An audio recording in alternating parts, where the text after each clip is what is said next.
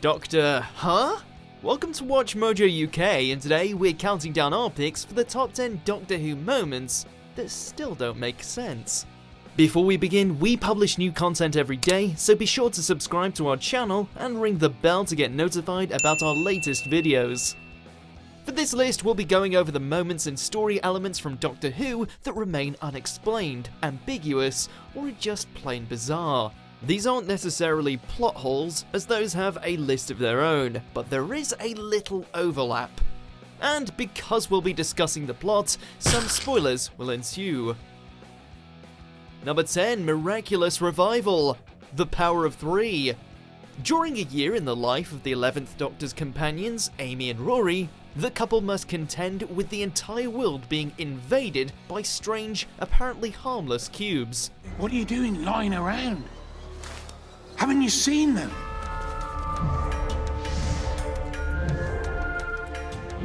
What are they? Nobody knows.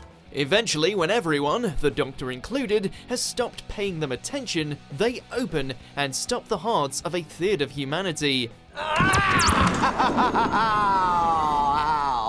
do you people manage one heart? It is pitiful. Thankfully, the Doctor, Amy and Rory are able to get onto the ship that sent the cubes, and the Doctor uses his sonic screwdriver to reverse the signal, restarting all those people's hearts.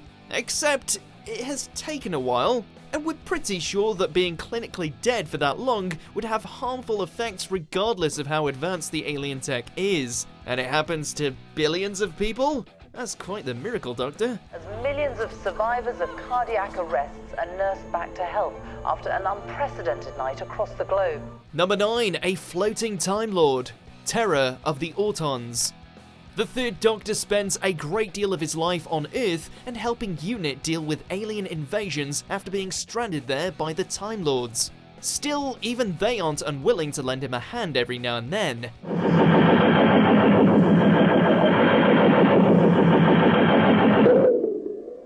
While the Doctor is investigating a radio telescope, a Time Lord messenger arrives to tell him that the Master is on Earth and has set a trap for him. An old acquaintance has arrived on this planet. Huh? One of our people? The Master. That jackanapes, all he ever does is cause trouble. This is relatively normal, but the method of the unnamed Time Lord's arrival is inexplicable. He arrives standing in mid-air with no visible means of time travel. No Time Lord before or since has displayed this kind of technology or ability, so fans have been left scratching their heads at this scene. Now wait! Oh. Good luck. Number 8, Half Human, Doctor Who, the movie. Out of all the televised Doctor Who episodes, the 1996 TV movie sticks out like a sore thumb. While Paul McGann's 8th Doctor is generally well liked, this American production has largely been derided, not only for its campier tone, but also for this plot point.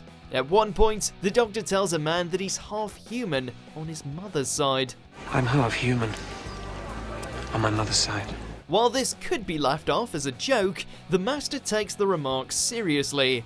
Why then do previous episodes and subsequent episodes treat the Doctor as completely Time Lord? The 10th Doctor even reacts with disgust at the idea.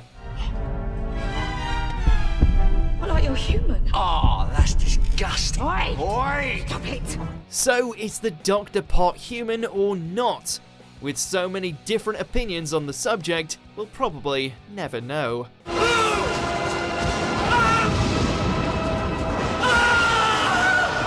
Number 7, the Master's Resurrections. Various. Time Lords die.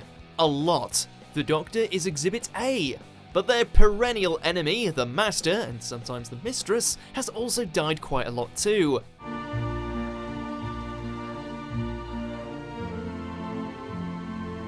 Except in the Master's case, their deaths and subsequent returns only rarely involve regenerating into a new body.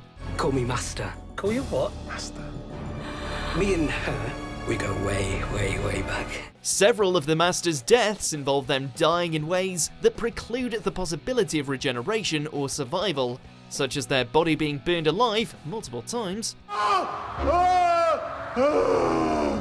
and then returning with no explanation.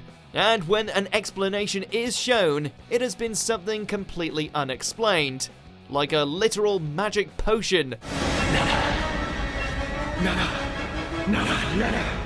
Never die. Never die. Number 6, the Doctor's age, various.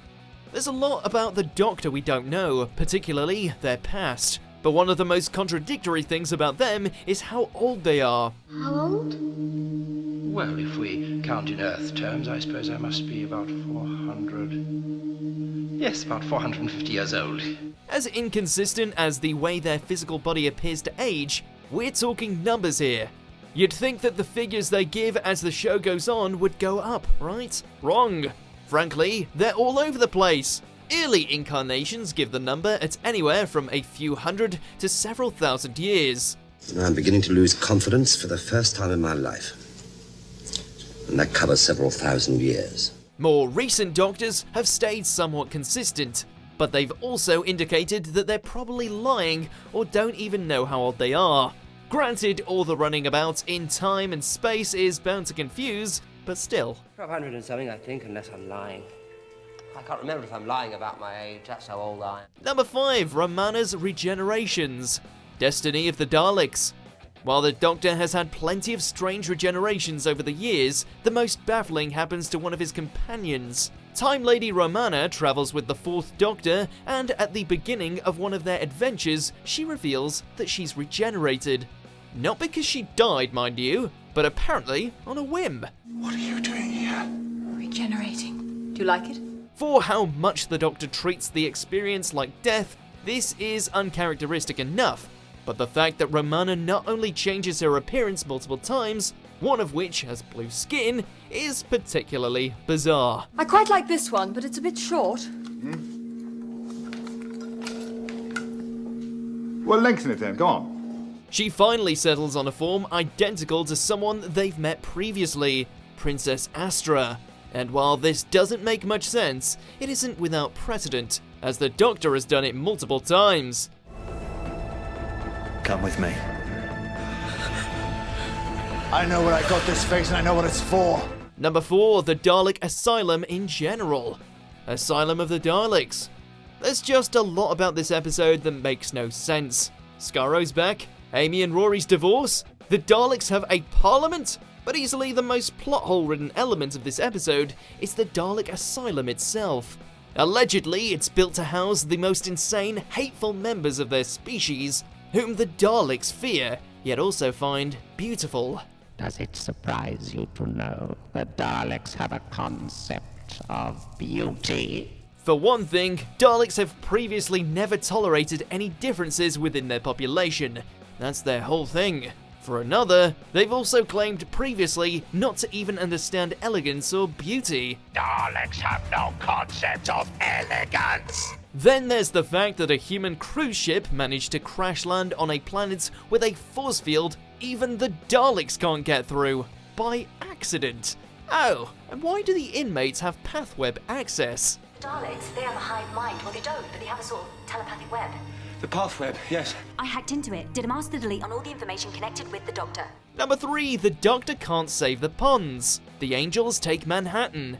The 11th Doctor has an extremely timey-wimey adventure with Amy, Rory and River Song in 1930s New York, wherein they encounter the Weeping Angels while also using a book written by River and Amy's future selves as a guide. Sadly, Rory and Amy are sent back in time to a paradox-ridden New York, and the Doctor claims they'll be apart forever. Broccoli Man! Goodbye! But couldn't the Doctor just travel to the same time in a different place and catch a bus? Or travel to some time earlier and wait? He's mostly ageless. The words written in the book and on Amy and Rory's gravestone could be just that.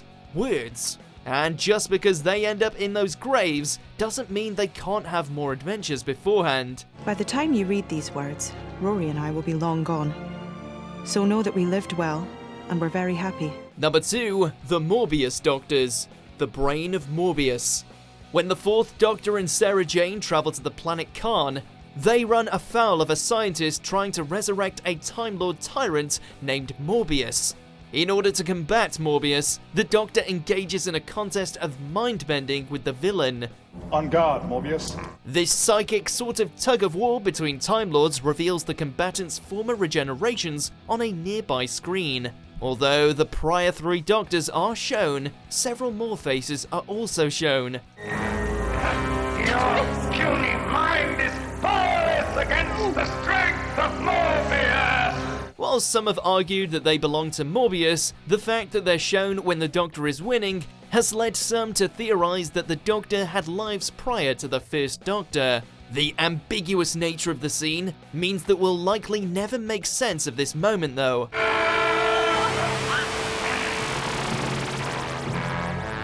Number 1. The unit dating controversy. Mawdryn Undead. This is one of the most continuity-heavy and debated controversies in the Doctor Who fandom, but it boils down to a simple question. When do the third Doctor stories with UNIT take place? Throughout most of Who, modern-day stories in Britain are set contemporaneously, so the easy answer is the 1970s. Except the first episode to feature UNIT, which takes place shortly after its formation, is set in 1979. Okay, so they're set in the 80s then. But when the 5th Doctor meets the former head of UNIT, the Brigadier, in Mawdryn Undead, he claims to have retired in 76. When did you leave UNIT, Brigadier? 7 years ago. Well, of course, I could have retired on my army pension. So, how could the Brig have retired from UNIT 3 years before it was formed in the first place? It makes no sense. What, you used to work for them? Yeah, a long time ago. Back in the 70s. It wasn't the 80s, but it was all a bit more homespun back then. Do you agree with our picks? Check out this other recent clip from WatchMojo UK and be sure to subscribe and ring the bell to be notified about our latest videos.